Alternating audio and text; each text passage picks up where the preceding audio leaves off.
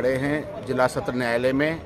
आज यहाँ bar association के चुनाव हो रहे हैं। यहाँ वकीलों ने बताया कि कई समस्याएं हैं। जैसे उन्होंने मुख्य समस्या बताई कि यहाँ पर बिजली की बड़ी समस्या है, जो बिल आता है वो काफ़ी ज़्यादा आता है। इसके बाद यहाँ पानी की भी व्यवस्था नहीं है, सही वो कहना है उनका कहना यह है कि यहाँ बैठक की भी उचित व्यवस्था नहीं है। ऐसी कई समस्याएं वकीलों ने जनाई। उनका कहना है कि जो नई कार्यकारिणी बने वह इन समस्याओं को हल करे। अब देखना यह है कि इस बार कौन चुनाव जीतता है और कौन चुनाव हारता है। इसके बाद हम अपने दर्शकों को फिर बताएंगे। आज रायसेन में जिला अभिभाषक संघ के चुनाव संपन्न हुए।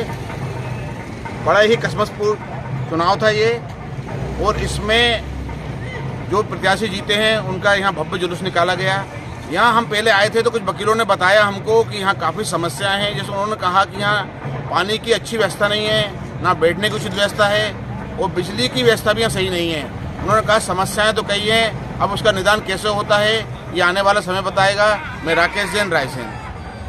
यहाँ जिला अभिभाषक संघ रायसेन के 2 वर्षीय चुनाव आज यहाँ संपन्न हुए हैं, और इन चुनावों के परिणाम में अध्यक्ष के रूप में विनयकांत चतुर्वेदी जो है वो जीते हैं, विजय हुए हैं। उपाध्यक्ष के रूप में प्रेम विश्वकर्मा उपाध्यक्ष निर्वाचित हुए हैं। सचिव पद पर प्रमोद साहू निर्वाचित हुए हैं। सह सचिव पर शरद शर्मा, कोषाध्यक्ष दीवान सिंह लोधी और पुस्तकालय अध्यक्ष पर सनत पांडे विजय हुए हैं। और आज यहाँ अभिभाषक संघ के समस्त अधिवक्ताओं ने निर्वाचन में शांतिपूर्ण ढंग से भाग लिया।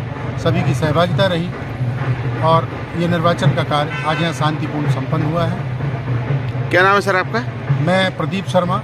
मैं इस चुनाव में उप चुनाव निर्वाचन अधिकारी था। मेरे सहयोगी दिनेश भाई भी हम सहयोगी थे, वे भी उप निर्वाचन अधिकारी थे। उप निर्वाचन अधिकारी के तौर पर हमने हमारे जो चुनाव आयुक्त थे कैलाश सक्सेना, उनके हमने सहयोग किया है। उनका मार्गदर्शन लेते हुए हमने निर्वाचन को संपन्न करा।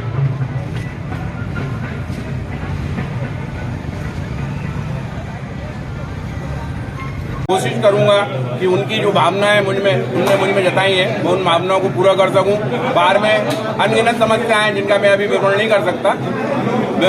हर समस्या का मैं समाधान करने की कोशिश करूंगा। मुख्य समस्या यहाँ बताई गई है कि यहाँ बिजली की बड़ी समस्या है, और दूसरा पानी के पीने की और बैठने की उचित व्यवस्था नहीं है, वकीलों ने कहा है। बिजली तो आती है बिजली का, लेकिन पानी की थोड़ी व्यवस्था सही बात है। मैं कोशिश करूंगा नगर पालिका से कि यहाँ कुछ इंतजाम हो।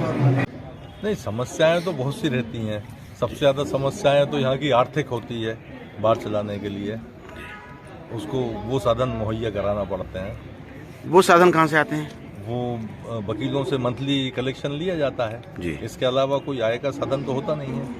कुछ किराया बराया लिया जाता है जो यहाँ फोटोकॉपी मशीन या कैंटीन वगैरह का चलता है।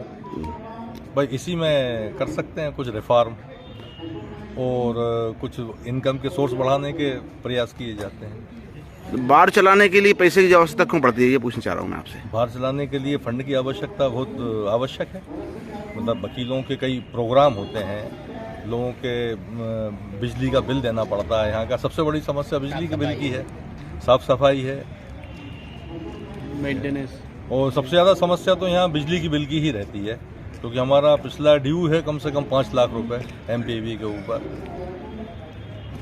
तो वो समस्या पर एमपीवी ने आपने लाइट नहीं काटी क्या? नहीं, लाइट काटी है, फिर दूसरा कनेक्शन लिया है, उनका भुगतान कर रहा है, तो इसलिए तो आर्थिक समस्या है। अधिवक्ताओं को बैठने की विधिवत व्यवस्था होनी चाहिए, एक सी टेबल कुर्सी, कोई पानी की व्यवस्था, अच्छे ठंडे पानी की व्यवस्था अच्छी होनी चाहिए। व्यवस्था वो नहीं होती क्या यहाँ पे? वो व्यवस्था की कार्रवाई चल रही है। अधिवक्ताओं से अब निवेदन करेंगे बाहर के वरिष्ठों से कि वो समस्या हल हो चुनाव के बाद शीघ्र। आपको क्या लगता है कुछ और समस्या हो? और समस्या भी एक क्या है, गाड़ियाँ खड़े करने की बहुत बड़ी समस्या है। क्या है कि 4 व्हीलर और 2 व्हीलर गाड़ियाँ खड़ी करने के लिए एक अच्छा स्टैंड होना चाहिए। हाँ, अधिवक्ताओं की गाड़ियाँ खड़ी हों, ये भी बहुत बड़ी समस्या है अधिवक्ताओं की। आपको क्या लगता है कुछ हल होना चाहिए? यहाँ काम की बहुत कमी है, तो श्रम न्यायालय वगैरह की व्यवस्था हो, शासन इस पर ध्यान दे। और नए संगठन से हम जो भी चुन के आई हैं उनसे मैं अपेक्षा करूँगा कि यहाँ रायसेन में श्रम न्यायालय खुलवाने के लिए भरसक प्रयास करें। और यहाँ पर क्या है कि कई लोगों से पता चलता है कि बहुत सी समस्याएं हैं, जैसे काम नहीं है, और कुछ लोग दलाल लोग भी सक्रिय रहते हैं बाहर के, तो वो भी उस नई टीम से अपेक्षा रहेगी कि वो दलाली जो चल रही है वो भी खत्म हो। शासक संघ के 2 वार्षिक चुनाव 2024-2026 के चुनाव में मुख्य चुनाव आयुक्त तो कैलाश सक्सेना जी एवं सहायक चुनाव आयुक्त श्री दिनेश शुक्ला एवं श्री प्रदीप शर्मा। यहाँ पे अध्यक्ष पद के लिए आदरणीय श्री रामबाबू शर्मा जी एवं श्री विनयकांत चतुर्वेदी जी, ये दोनों अध्यक्ष पद के लिए दावेदार हैं। इस बार चुनाव कैसे हुए? इस बार चुनाव बहुत अच्छा हुआ है। सभी वकीलों ने शालीनता का परिचय दिया, और जो माहौल हम चाह रहे थे कि बार में कोई किसी प्रकार का भेदभाव ना हो, वो सब नहीं किया गया, और सब लोग अपने अपने स्वतंत्र विचार रखे, सबने अपने